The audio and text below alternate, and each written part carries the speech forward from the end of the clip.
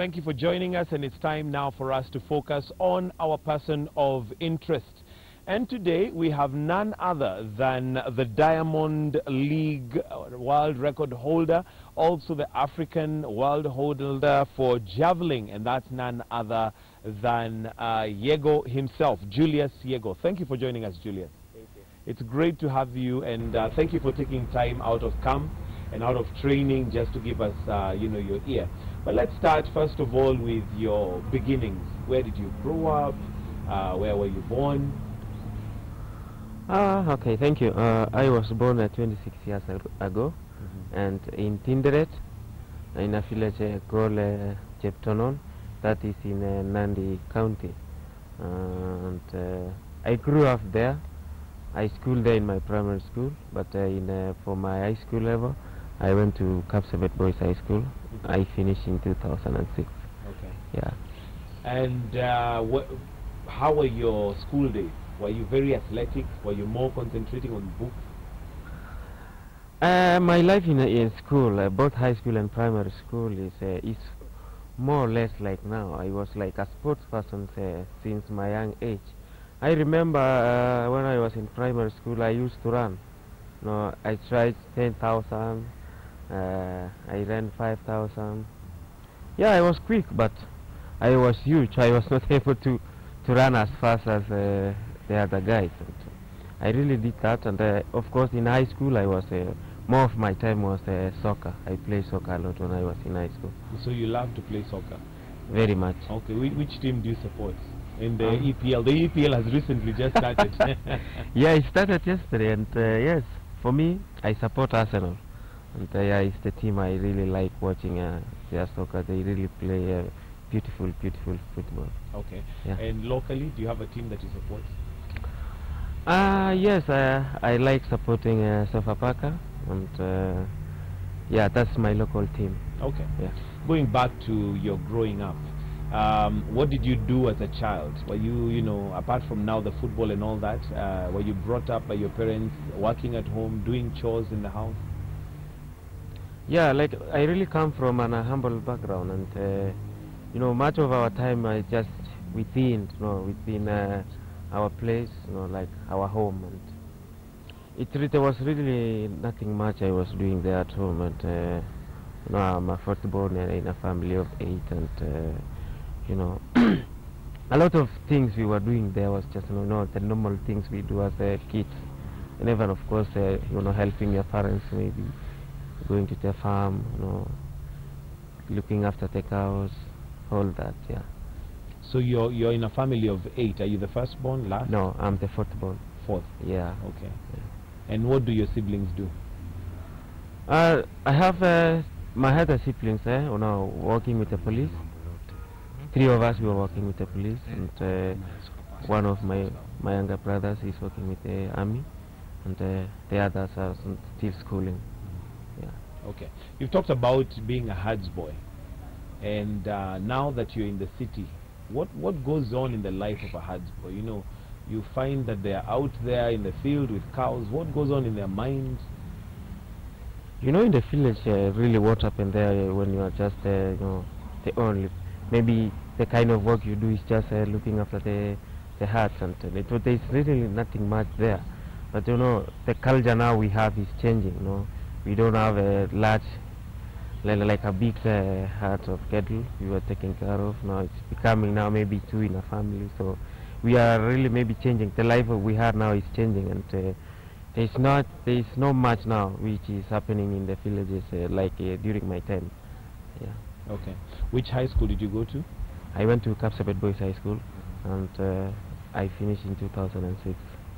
Yeah, so I'm an alumni of Kapsabet Boys. How was your experience in high school? Many people remember high school with a lot of fond memories. Like my high school days, I don't have like memories that I can say this is really the kind of life we were living, because I think at that time when we were going for high school, like me, 2003, when I was in Form 1, of course we had this one is a mono, but in my school there was no bullying, and it has really gone. I think we went there when all that was not there. So maybe my fond memories is, of course, doing the fatigue as a Form 1 on weekends, so that's what I can remember. But I think now it changed, because the school was upgraded to a national school, so it used to be a provisional school, so it changed. So my fond memories there was, really working on Saturdays, doing the cleanliness in school, and yeah, that's what I can remember. Okay. Yeah. So were you in the school team, in the athletic school team? I joined athletics in Form 2, that is in 2004, so I was much of soccer again. It took much of my time, playing football, inter-classes, inter-houses, representing my school in the competitions outside school, and yeah. Okay. Now, as you were going through high school, what did you envisage yourself to be in the future? Of course, each and every one of when you are in high school, you want to be maybe somebody who can be saying out that somebody who was in high school, he went up to this far, he did this, and now he is. Of course, yes, I wanted to be a lawyer, but after now my high school, when now athletics came into me, and like everybody wanted me to really go into athletics. I remember my mom was really like, I have to go for javelin now, after I was doing very good in high school, especially during my final year in high school, when I broke the junior record for Kenya, which is still the record until now. And yeah, my mom, my sister, they really pushed me now to athletics. So I changed now, focusing on being a lawyer, to athletics. So initially you wanted to be a lawyer? Yes, I wanted to be a lawyer. Okay. Yeah, of course I know I will go back again after a career in athletics. I know maybe I still have maybe until late 30s or something like that, so I will go back to class again. Okay. Yeah. So do you feel like athletics sort of took you away from doing law, or did you make a conscious decision that I actually want to pursue athletics and maybe have law later? Yes, that's what now I did, and that's what I planned. I have to focus on athletics because it's that short-term thing. It's not like a long-term career. So, but I know law, I can be a lawyer as long as I'm still alive. So, but for athletics, you have to be very, very good when you are still young, like at our age now, like for me at my age. So I'm just focusing now on this, and then after that I will go back to class. You will go back to class. So are you studying anything to do with law, or right now it's purely athletics? Now I'm purely doing athletics. Okay. Yeah. Now, you're famous, or rather when you became famous, one of the things that stands out is how you learned your javelin. First of all, before you left high school, why you javelin? Yes, I was doing javelin when I was even in primary school, but we were using sticks. I remember even you in your school, maybe at some point, if you used to maybe to cheers in like javelin, we were using the sticks. And when I went to high school, I really took it now seriously, because I saw that I was good, because my first trial in high school, I went up to the national level. I was number 4, and now after in 2005, and I won the national title, junior national title. I won again in 2006 in my final year of high school, and broke the junior record. So after that, now when I broke that junior record, I knew now my life was now different, in the sport itself, because like soccer at that point, if you can remember, in 2006 our local football was not doing good, and I was really like, I wanted to play football, and I say I can't do football again, so let me venture now into athletics and into javelin. Okay. Yeah. Now, you taught yourself using YouTube. Tell me about that. The name YouTube, it came in a very funny way, and I don't even remember if the guy who asked me that question still remembers, because he was working with the media. So we were in the All African Games, and when I won gold now for Kenya, and after a medal ceremony, then we had the interview, the normal interview, and then one of the interviewers asked me, Yego, can we have your coach? We want to interview him or her, and so that we can know what you did. And then I won that goal for Kenya. But for sure I did not have a coach. I had gone alone. We had coaches for long distance running and the middle distance running. So of course they know nothing about the javelin. So when they asked me that, I say, no, you see, I came alone. I don't have a coach. So they asked me, who is your coach? Then I told them, I was watching YouTube videos. and of the legends at that time, like the world record holder Jan Selesny. We still have a current, who is still now doing javelin, Terapit Kamaki of Finland, and former Olympic champion Andreas Tolgisten. So I was watching what these guys were doing. Of course, how to throw javelin I could throw, but the basic thing I was watching there is the kind of training they were doing. So when at that answer now, I told them I was watching YouTube videos, and then the guy, so when we came back home, and then I saw in the newspapers YouTube athletes, so that's where my name So that's where it was born. Yeah. So, so did you actually learn or perfect your javelin art through YouTube before you got a coach? Yes, I was really for now. Even in Kasarani, I remember in 2010 when we were in Kasarani, I was in the team for the African Championship. So there is a small cyber there. So I was every time after my training, I had to go to the cyber and see, you know, like what Andreas was doing, what Therapit Kamaki was doing, what the record holder was doing, and then the kind of training they were doing. They were all the same. But you know, of course, the technique, you cannot watch the technique and know. It's very difficult for you to watch just the kind of technique they were doing. But basically what they were doing, like the gym exercises, we have like hurdle jumping, the long jumping, you know, all that kind of stuff. So basically what I was teaching there is the basic now in javelin. Yeah, the kind of training they were doing. So what would you say to somebody out there who possibly is thinking, I would like to go into a certain thing, maybe a certain sport, but I don't have a coach? Where do you begin from? It's really difficult when you don't have a coach and you want to do something, you know. I say maybe I was an exceptional, you know. Surviving without a coach who is always there is not easy. It's very difficult, especially in javelin, because it's more too much. You need to have too much technique, you know. You need to have technique. What is important in javelin is technique. So what I would like to tell somebody maybe who is starting life in sports, no, just do it alone. Have discipline. You need to have discipline to the outside world, and of course the discipline between you and the event you want to take.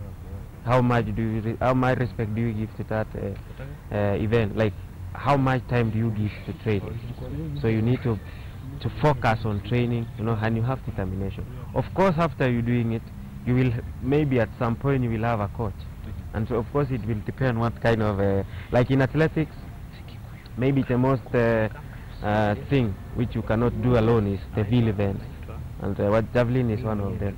Of course, running we have many coaches who can do coaching in athletics, but in the field events it's difficult. And as an individual, what gave you that ability to have that discipline? Discipline is not an easy thing to have, especially when you're young. You know, like for me, I knew now when I was doing when I was at that level. And then of course I didn't have a coach who was ever present. Of course we have coaches here in Kenya who I was liaising with them. I could ask them, what am I supposed to do today, tomorrow, and then, you know, they don't have that time to come because they are working in the forces. One of them is working with the prisons. I think she's retired now. She was an athlete as well. Her name is Madam Olaba. The other one is now I'm working with him now. He's working with the KDF. So those guys, they didn't have time to come and be with me all the time. But of course I will ask them what to do. So basically what drives you as an athlete, like especially me, what drives me is, you know, the desire to achieve more and be among the best. And to be among the best, you need to be very disciplined. You need to be very focused. Discipline is key, and of course determination. What is your vision? It's not just maybe you are doing it to please somebody. You know when you are at this level now, you know you are competing with everybody in the world who is there at that time. So you know that drive to achieve more and to be among the best is what drives me a lot. Okay, that is definitely self-drive that you've developed over time, and self-discipline for you to even just go and watch YouTube and be able to glean something out of it and use it. Maybe moving away from sports a little bit, what's your take, given that we're seeing the unrest in schools and the lack of discipline?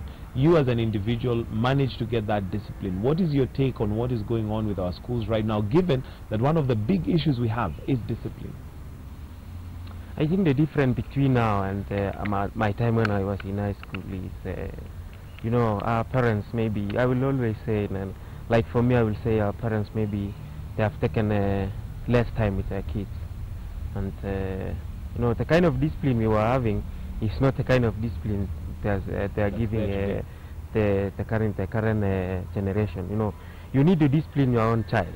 You know, the teacher is always there to teach. Maybe, and now, you know, when that rule came and say that maybe you need not to cane somebody's child, and I think that's where now this kind of behavior arises. You know, and it's just because of maybe the time the parents give, you know, guidance and counseling. Of course we have that in school, but the main person who can guide the child is the parent, and the parents need to now to act on their children. You know, you don't just give too much freedom. Too much freedom sometimes is not good. Yeah, and it can really be a dangerous thing. If it really, like for a young kid, if he or she have that too much freedom, and then they will go overboard. Like now we have the cases of very indisciplined cases in our high schools. You know, it starts from our parents, and it's so not do you teachers feel that, alone. like, if your parents were not as strict as they were with you, you probably would not be where you are today? Let me tell you, in fact, my dad, if he wasn't the way he was, I couldn't be here. He was really strict, and I think the kind of discipline he put on us, it still stays in us. Tell me about your dad. How did he discipline you? You know, my dad, you could not just mess around and he leaves you. He had to cane you, and of course, everybody would not like that, but he will really cane you when you mess. So, and he will change you. After caning you, he'll advise you, this is right, this is wrong. But we don't have those kind of disciplines now. And of course, in primary school, our teachers used to cane us, but it's not happening now. You know, cases of, you know, some like a Form 3 student now is at what age? I remember maybe he's 15 years. If that person can think of banning school, and then where is he heading to? It's like their life after that is just useless. So the parents need to take much of their time to advise their children, you know, and of course we need to give teachers, of course, I think for me, if I was able to give rules, I would say that maybe teachers should be given again some powers also to take care of those children. You know, you need to punish them when they mess. Yeah. Now, children are some are on holiday, and some will be closing school soon, and they may be watching you right now, but they feel that when parents discipline, especially when you talk about caning, it is unfair. What would you say to them, given today when you reflect, you realize you are a world champion because of that discipline? You know, caning, there's caning and giving advices. That's the best. Not just like you know, what we call a corporal punishment. That is not good. But you know, if you can beat your child as a parent, you know, that child will know this one is wrong, this is right. And of course, for the young kids who have just closed the school, you know, they need to think, because and you know, young kids cannot just thought about themselves. You know, they need somebody who can guide them. Their parents need to give a lot of advices. And of course, like for me, I'm a parent too. Maybe in the next 5 years, my boy will be in school, so I need to advise. This is right, this is wrong, this is supposed to be done, this is not supposed to be done. How old is your child? No, my boss now, he is now 6 months, so... How does it feel to be a dad? No, it's really nice, you know, being a dad, you know. But now, of course, now people know me as Yego, but the other side of me as YouTube, of course, they know I'm Baba Kipto, so it's really nice. So nice to talk to you, Baba Kipto. Now, let's go back to your athletics, and you learned from YouTube. How did you develop now from there to the next level? What was the next level after learning from YouTube? After that, now, you see, when in 2011, when I won gold for Kenya, and then I had this chance now of engaging with my current manager. So one of our athletes here, who was working with him at that time, and he introduced me to him. So we exchanged phone numbers, I talked with him, and then he invited me to Finland in December 2011. So I went there for 2 weeks training camp. And now that was the first time now I was having like a physical coach who is always there. And it really worked for me, because when I came back home, we had I had small Christmas holidays, and then in the following year, that is 2012 now, so IF gave me the opportunity to go and train in Finland again. So I went to Finland for 2 months. So IF gave me the scholarship after I performed well in the All African Games. So I went to Finland for 2 months, and I came back home in April. We had the qualification for Olympics, and then I qualified for Olympics after that. So, you know, now from YouTube now I had that chance of going to Finland to train. What difference did that make now once you had a coach? Huge different, because I was having somebody who will correct me and tell me this is right, this is wrong. And it's really important when you have somebody who is always with you. Now, one thing as Kenyans we're very patriotic about is our athletes when they're out there. And one moment I know as an individual, as a Kenyan, I feel very proud is when that national anthem is played, wherever it is, whether it's you know, a world championship. The minute we hear the Kenyan national anthem, we feel this sense of pride. How does the athlete feel in the midst of all these people who you are competing with, and because of you, we're going to listen to the Kenyan national anthem? You know, there's nothing as good as, you know, you just on the middle, you know, on the on the podium, you are just on the middle.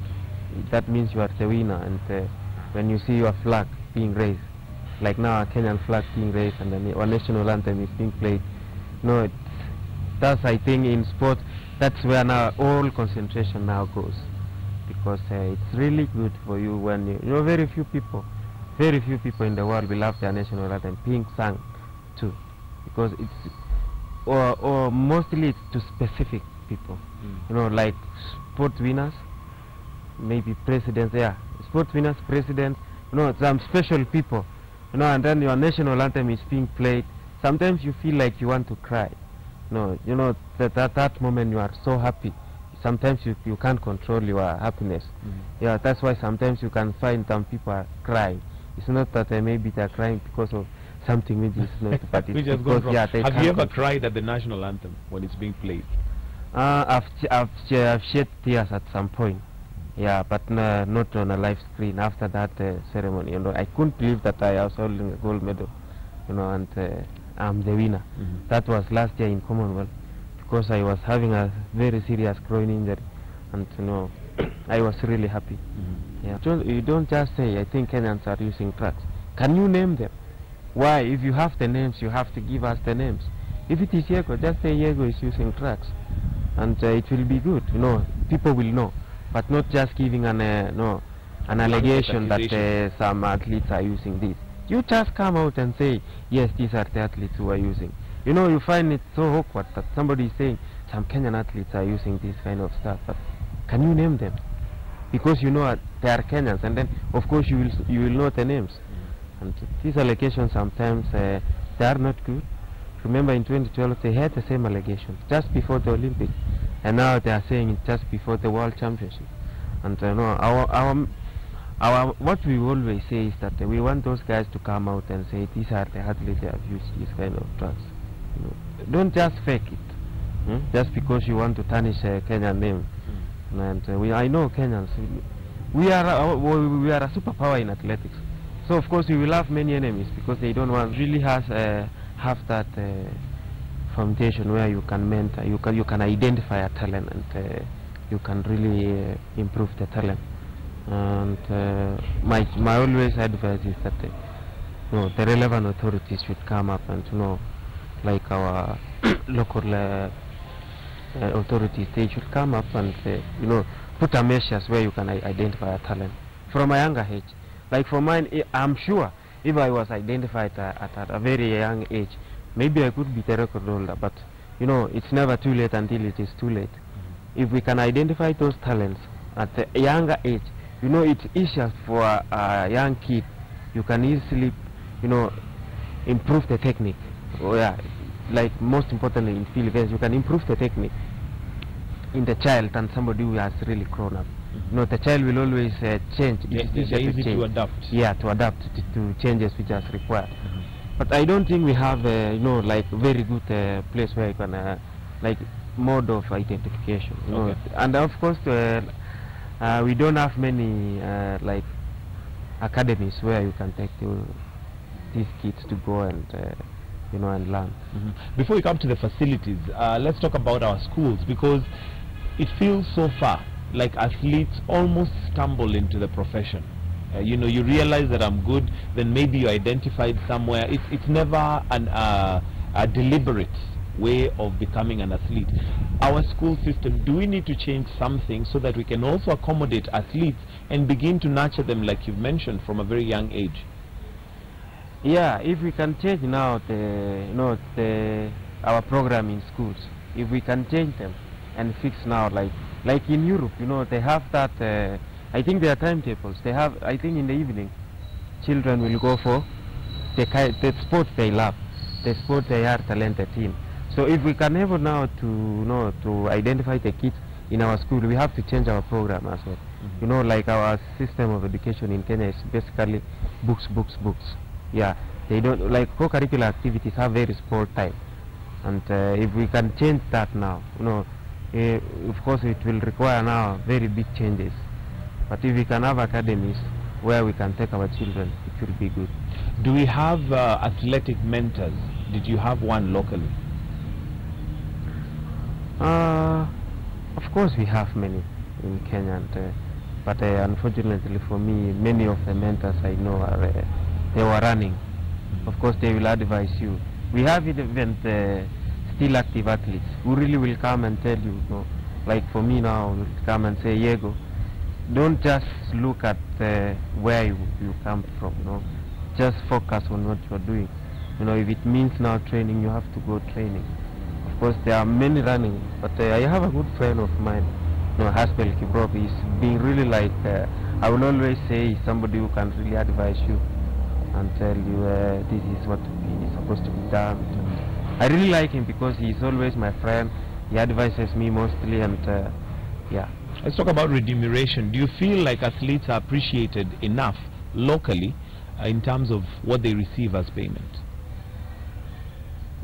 At some point, no, because for the last, I think, since 2013, when we were in Moscow, the winners have reduced to this day, until as we talk now.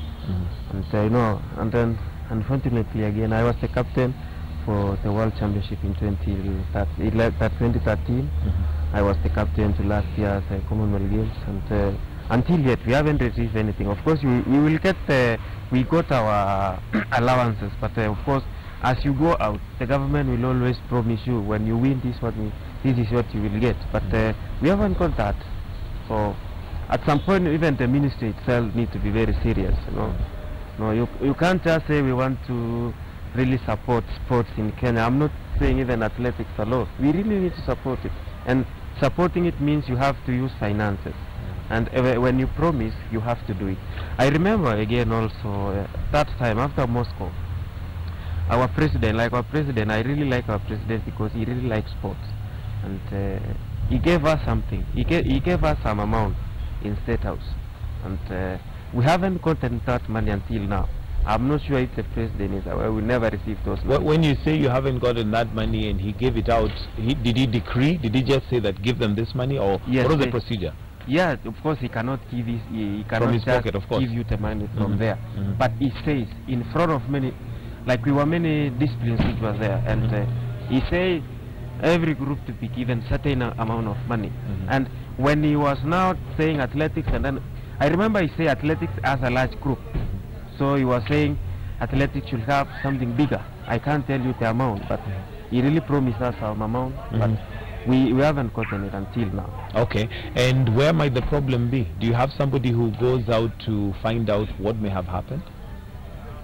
Of course, the ministry should be the one who concerned, because if at all now the money which the president said to be given to the athletes, he cannot just give somebody. It will go via the required system, and the ministry should come.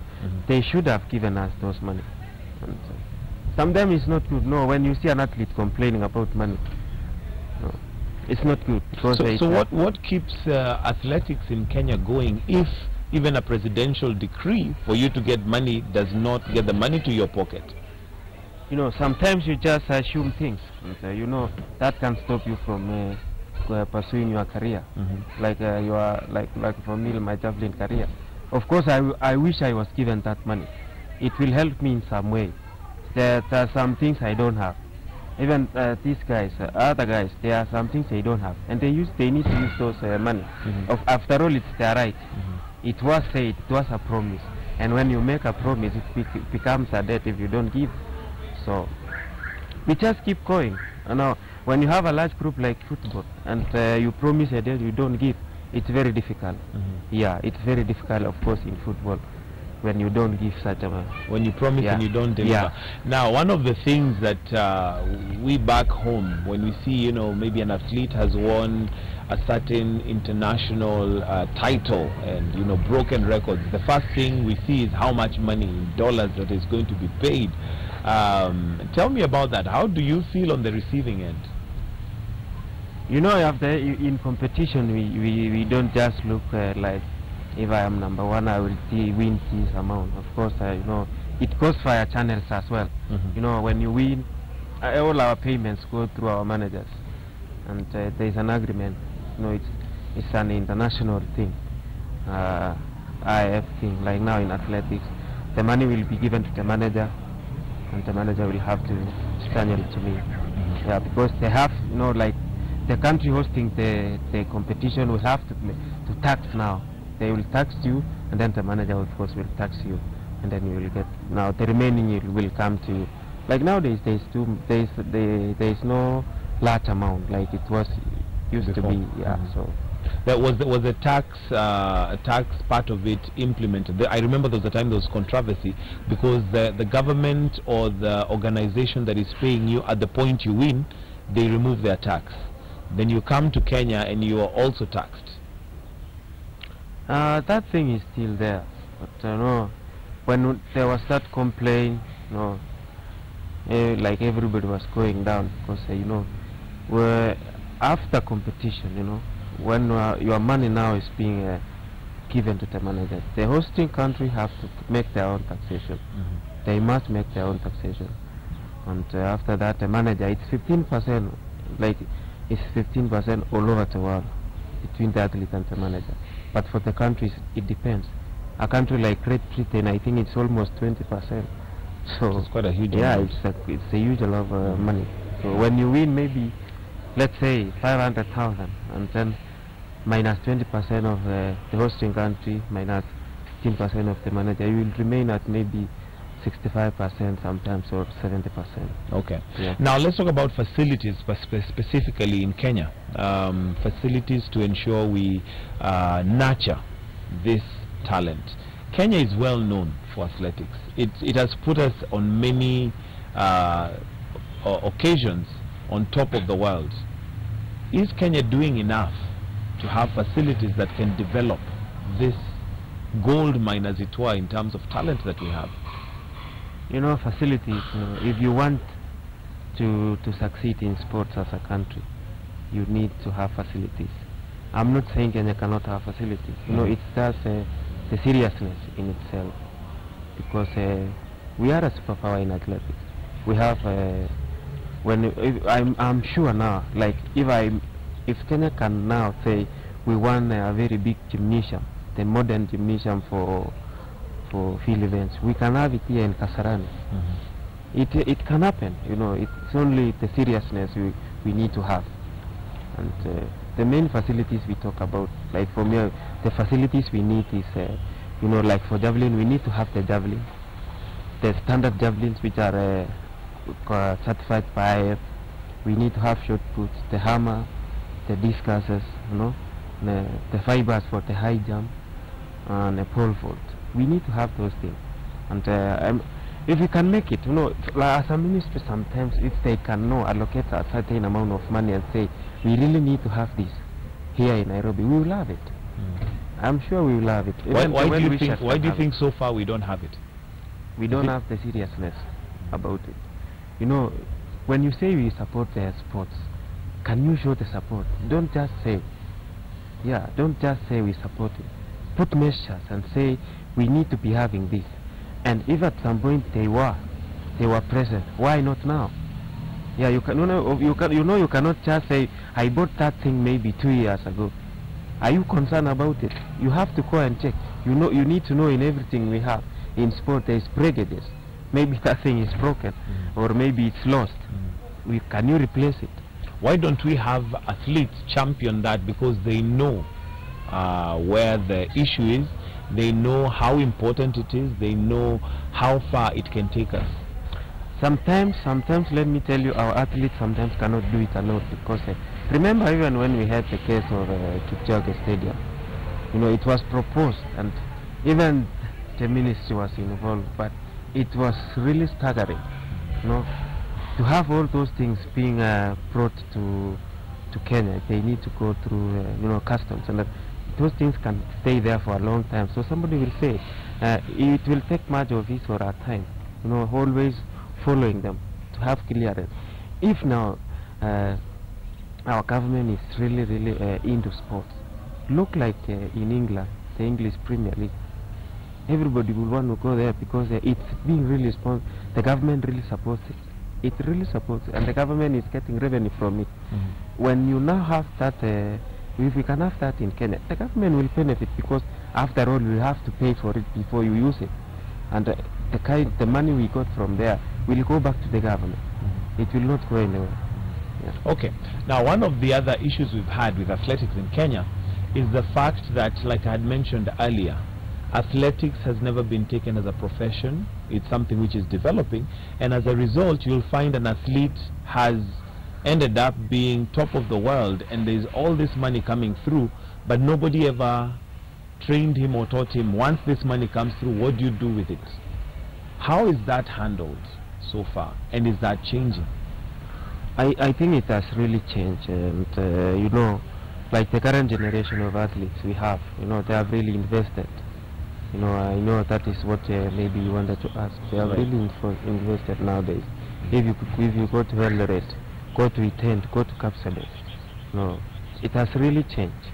You know, and of course the kind of generation we are now, everybody is sharp. So, and you know where you are going after athletics, after athletics. You need to know you have life now. And again, athletics, as an athlete, you have a very short span where you're at top of your game. Again, you know, because of physiological instances. Yes, right. So, and of course, whatever you got, the small you get, you need to really invest, so that after athletics now, of course, you will have a good life. Are we professionalizing to a point where you can actually work with a manager? You work with a manager who manages you fully? Yes, of course, we have managers who manages everything when we are going to compete outside Kenya, and of course locally. Yeah, most of our athletes, I think we have our own managers here. I'm sure, like almost everybody has his or her manager. Yeah. Okay. Currently, we've actually come in to interview you as you're going on through camp, and sometimes we see huge amounts of money that you're earning as you're going into athletics, but we forget the work that goes through. What does it entail to be a world-class athlete? To be at the top as an athlete, you need to focus on your time. Time matters a lot, and you know, maybe like for somebody who is running, maybe you need to wake up more early.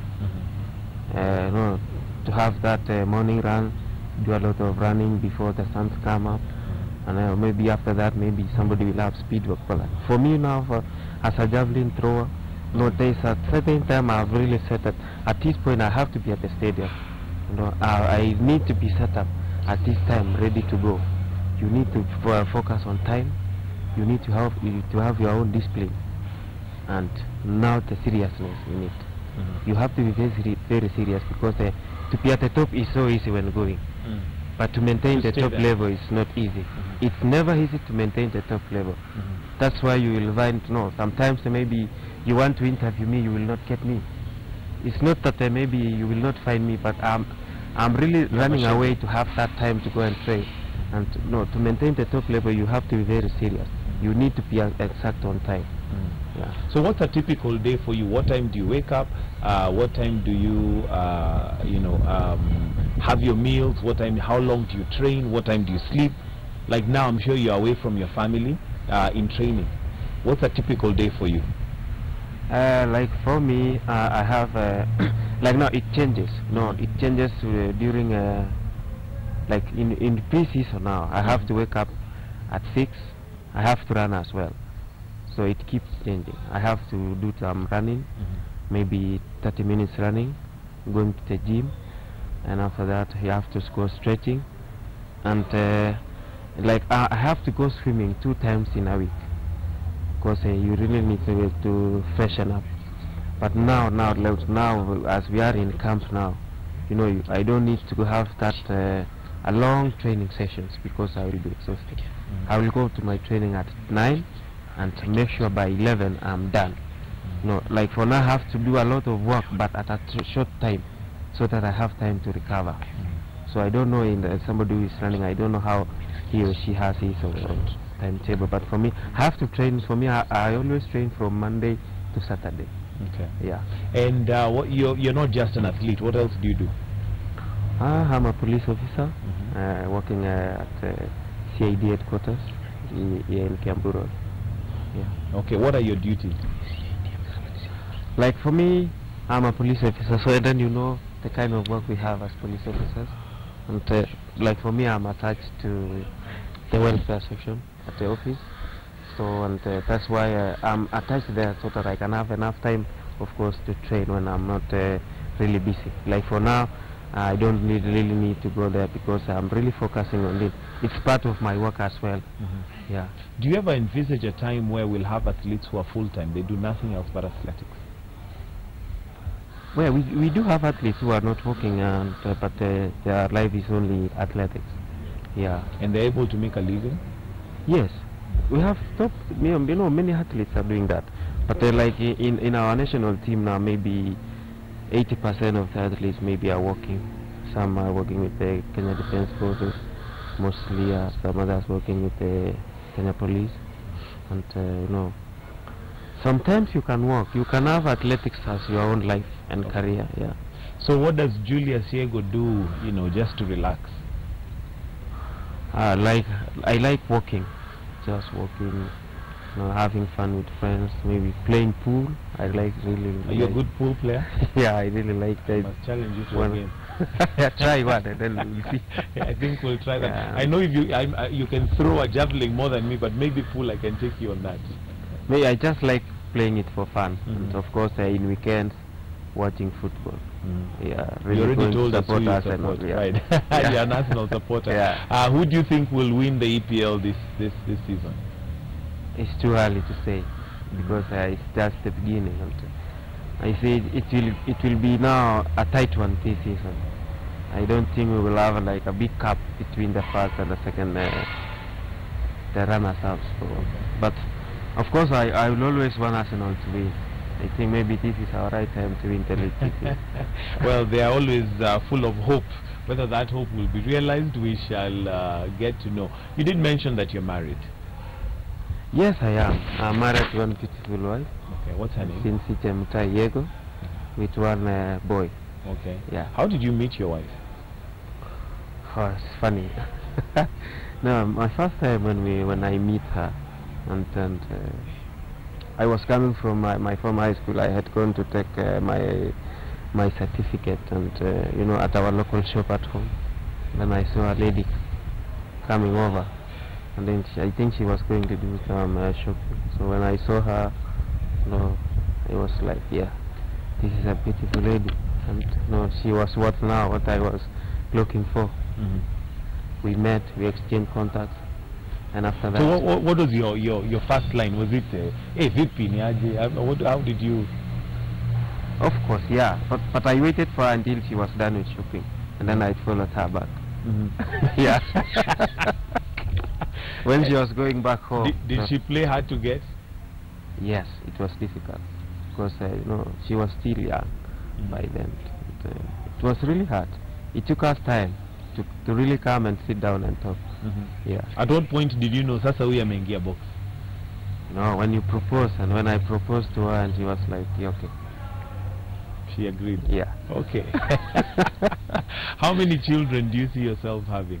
Or is that still subject to discussion? Oh, I don't know. I don't know. What God give us is that. Is what you accept? Yeah. Okay. And in the future, what is Julius Yego planning for? I know, like for me, I'm really planning after I retire from athletics. I'm planning to have my own academy for sports, specifically for javelin. And I know some events you can run at the same time with javelin. So I'm really looking forward to, after my athletics career, you know, there's some guys I told them to draft for me a plan about it, and if I'm able to go to succeed on it, and of course we will have many people. I really want to have, like in Kenya we have very talented people, very talented men, and Kenya is special, especially in all kinds. You know, we can have the best leaders in the world. You know, we can have the best like financial managers in the world. Like Kenya, we have Obama, and you know, he has the Kenyan blood. Kenyan, yeah. So I think Kenya is a blessed country. Okay. We can have the best from Kenya. What's your favorite food? I like ugali with I don't know what name can I say. Like the kienyeji mboga. You can call it even in your mother tongue. We'll Google it. we say managu and of course mala. Okay. Yeah. And what about mursik? Yeah, that is mala. That's mala. Yeah. But mursik is prepared in a certain way.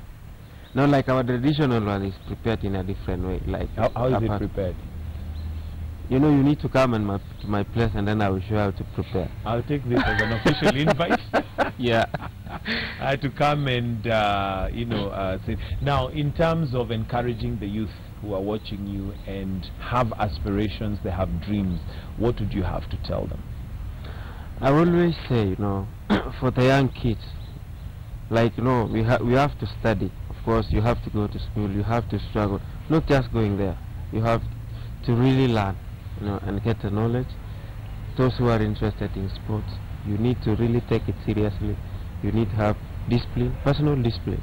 That is important. If you don't have that, it will be very difficult. And of course, determination. And you have to set your own targets.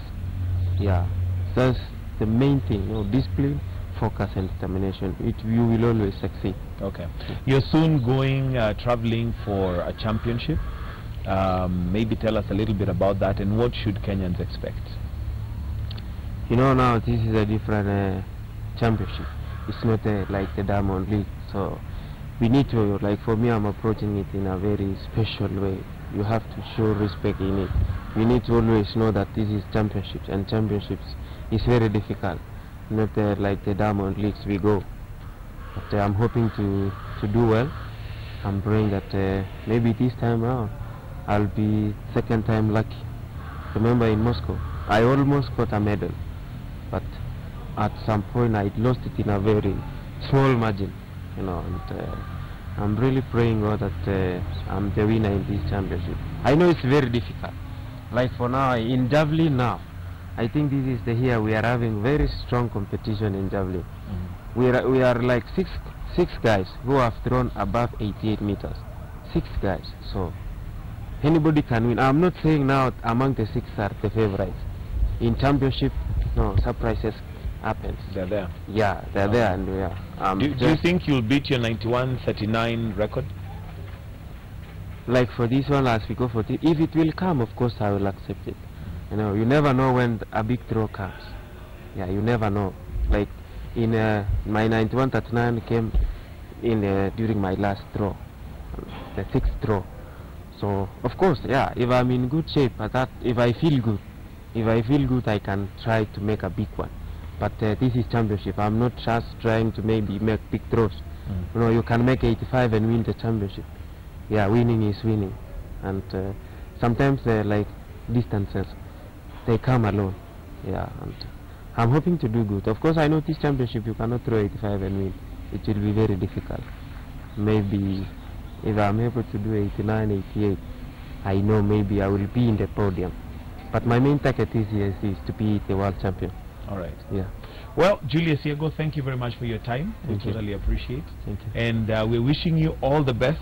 The whole of Kenya is right behind you. And as usual, do us proud. When we hear that national anthem and the flag go up, we hold ourselves and say, that's Kenya for me. So thank you very much for your time. Thank you. Thank you for joining us. That person of interest, none other than Julius Yego, who is the World Diamond League record holder with 91 139.39. He is also the African champion. And well, let's wait and see for the competition that they're going for. Is he going to bring back another record? Time will tell, but we're wishing him all the best. That's where we wind up Person of Interest.